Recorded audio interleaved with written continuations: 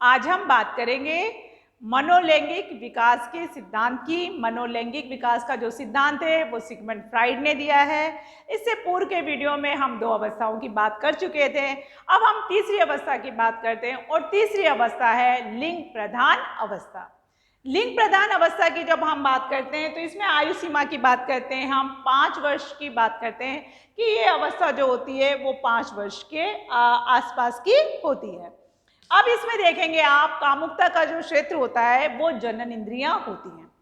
Electra ग्रंथि और ऑप्टिटस ग्रंथि इनका विकास हो जाता है। बालक जो है मतलब किशोर जो होते हैं उनमें मात्र मनोग्रंथि मतलब ऑप्टिटस ग्रंथि का विकास हो जाता है। अब जब ऑप्टिटस ग्रंथि का विकास हो जाता है तो वो माता के प्रति ज़्यादा प्रभावित होते हैं, माता उनके आनंद का क्षेत्र होती है।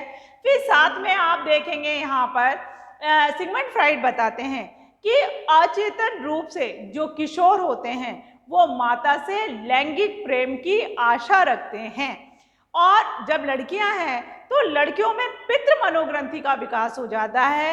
इस कारण वो अपने पिता से ज़्यादा जुड़ाव महसूस करती हैं और उनके सुख का, आनंद का, उल्लास का, प्रसन्नता का जो क्षेत्र होता है वो वहाँ पर पिता के द्वारा उन्हें प्राप्त होता है। देखिए हमने यहाँ पर लिखा हुआ है, लड़कों में ये काम थोड़ा सा स्पष्ट भी होता है और जटिल भी होता है लड़कियों की अपेक्षा। यहाँ हमने लिखा हुआ है कामुकता का जो क्षेत्र है वो जनन इंद्रियां होती है। आयु सीमा 5 वर्ष है। लड़के में मातृ मनोग्रंथि विकसित हो जाती है, इस कारण वो माता से लैंगिक प्रेम की आशा करता है, इच्छा करता है अचेतन रूप से। फिर आप यहाँ पर देखेंगे कि लड़कियों में पितृ मनोग्रंथि विकसित हो जाती है। इस प्रकार लड़के और लड़कियां दोनों माता और पिता से भिन्न भिन्न प्रकार से आनंद और सुख प्राप्त करते हैं।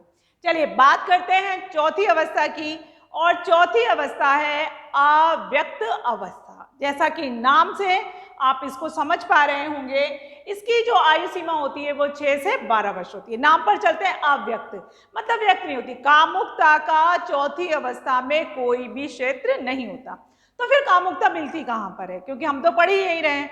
तो यहाँ पर आप देखेंगे दोस्तों के साथ खेलने में जो भी कुछ कलाएं हैं, नृत्य, स्विमिंग, कुछ कौशल्स होते हैं, नृत्य कला है, मूर्ति कला है, चित्रकला है, इस तरह के कौशलों में वो प्रवीण होना चाहते हैं, दक्ष होना चाहते हैं। ये क्रियाएं उस समय शुरू हो जाती है। और साथ में आप देखेंगे हमने यहाँ एक बात लिखी है कॉग्निटिव नॉलेज के बारे में, मतलब संज्ञानात्मक विकास। तो यहाँ पर आप देखेंगे बालक जो है, इस उम्र का बालक जो है संज्ञानात्मक विकास में भी दक्ष होने लगता है। जब हम बात करें यहाँ पर संज्ञानात्मक विकास की, तो इस वीडियो में मैं आपको बता देना चाहती हूँ कि संज्ञानात्मक विकास कॉग्निटिव थ्योरी बाय पियाजे हम पढ़ चुके हैं। हमने ये वीडियो आप लोगों के लिए अपलोड कर रखा है, तो आप हमारे पुराने वीडियो पे जाके आप इसे देख सकते हैं। फिर आप यहाँ पर देखेंगे, जब हम बात कर रहे थे अव्यक्त अवस्था की, तो हम बात कर रहे थे कि कामुकता का कोई क्षेत्र नहीं होता, लेकिन साथ में खेलने से भी बच्चा आनंद की प्राप्ति होती है और उसका ध्यान जब इन कौशलों में लग जाता है, संज्ञानात्मक विकास में लग जाता है, तो यहाँ भी वो आनंद की प्राप्ति करता है, सुख की प्राप्ति करता है। चलिए मनोलैंगिक विकास की अवस्थाओं के अंतिम चरण में चलते हैं, अंतिम अवस्था पे चलते हैं। अंतिम अवस्था है हमारी यहाँ पर जनन इंद्रिय अवस्था। अब जनन इंद्रिय अवस्था है, ऐसा कहा जाता है कि 12 वर्ष के बाद से ये निरंतर चलती रहती है। तब 12 वर्ष के बाद चलती है। तो आप यहाँ पर देखेंगे, यहाँ पर बड़ी अच्छी सी विशेषता है, वहाँ पर कहते हैं विषम लिंगीय प्रेम, विषम लिंगीय आकर्षण किशोर और किशोरियों में उत्पन्न हो जाता है। जैसा कि जब हम पढ़ रहे थे बाल विकास, तो हमने बात की थी किशोर अवस्था की, तो ये किशोर अवस्था वाली उम्र है। आप देखेंगे 12 वर्ष के बाद निरंतर चलने लगती है। इसका कामुकता का क्षेत्र जो होता है विषम लिंगीय होता है, लड़का और लड़की, मेल फीमेल एक दूसरे के प्रति आकर्षित होने लगते हैं, किशोर किशोरियों के प्रति और किशोरी किशोरों के प्रति आकर्षण होने लगते हैं। अब आप यहाँ पर देखेंगे, क्योंकि शारीरिक परिवर्तन भी किशोर अवस्था में तीव्र गति से होते हैं, संवेगात्मक परिवर्तन भी तीव्र गति से होते हैं, रुचियों का क्षेत्र भी पूरी तरह से बदल जाता है। व्यक्ति समाज में अपने आप को स्थापित करने का प्रयास करता है, वह आदर्श का चयन कर लेता है, थोड़ा थोड़ा सामाजिक होने लगता है, समूह में रहना पसंद कर लेता है। तो ये सब इस विकास की जो ये अवस्था है उस अवस्था की विशेषताएं हैं। तो आप यहाँ पर देखेंगे, यहाँ अब यहाँ ये मुद्दा यहाँ ये आ गया कि जब इतने सारे परिवर्तन हो रहे हैं तो बच्चा अपने आप को एडजस्ट कैसे करेगा, समायोजित कैसे करेगा।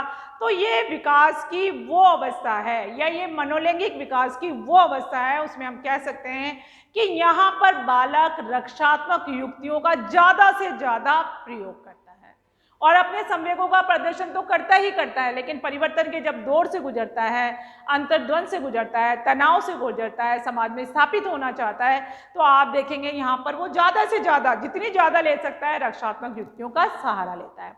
चलिए, लगातार हमसे जुड़े रहने के लिए बहुत बहुत धन्यवाद। आप इसका एक स्क्रीनशॉट ले लें।